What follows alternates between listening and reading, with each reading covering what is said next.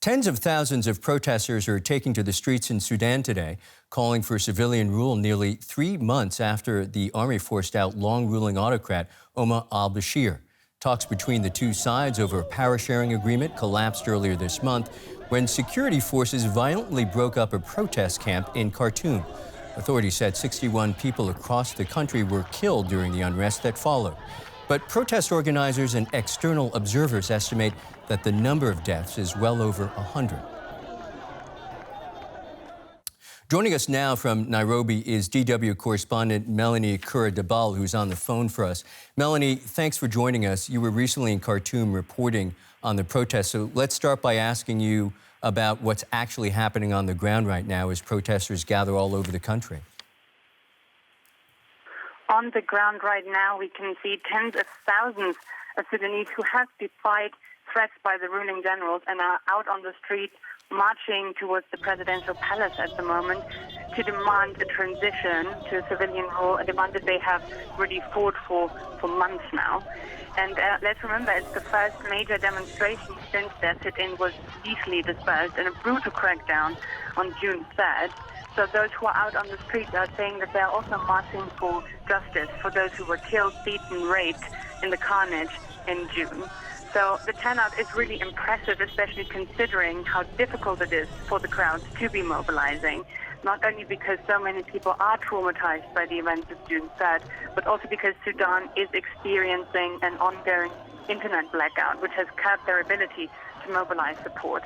But still, as you can see, the protesters have turned out in huge numbers. So that is really, really impressive indeed. So, look, we understand that the police response has been quite severe. Can you tell us a little bit more about that? In the latest from the reports from Khartoum, we are hearing that security forces are using tear gas to disperse the protesters who were chanting civilian rule, civilian rule. They have been seen running away from security forces, and of course there have been worries that the rapid Sudanese forces would use more violence. On social media, local journalists who managed to get some access through the internet and activists have been trying to tweet with difficulties, but to try and post warnings of where and how many security forces are out on the streets. And Sudan's ruling generals had warned the opposition ahead of today's Millions March that they would be the ones who will be held responsible for any deaths or damages, which for many people was an indication that, yes, indeed, they would be ready to use violence against the protesters. Melanie, if it's possible, if you could just briefly answer, these demonstrations came amid a weeks-long standoff between the ruling military council and protest leaders. What's the political situation right now, briefly?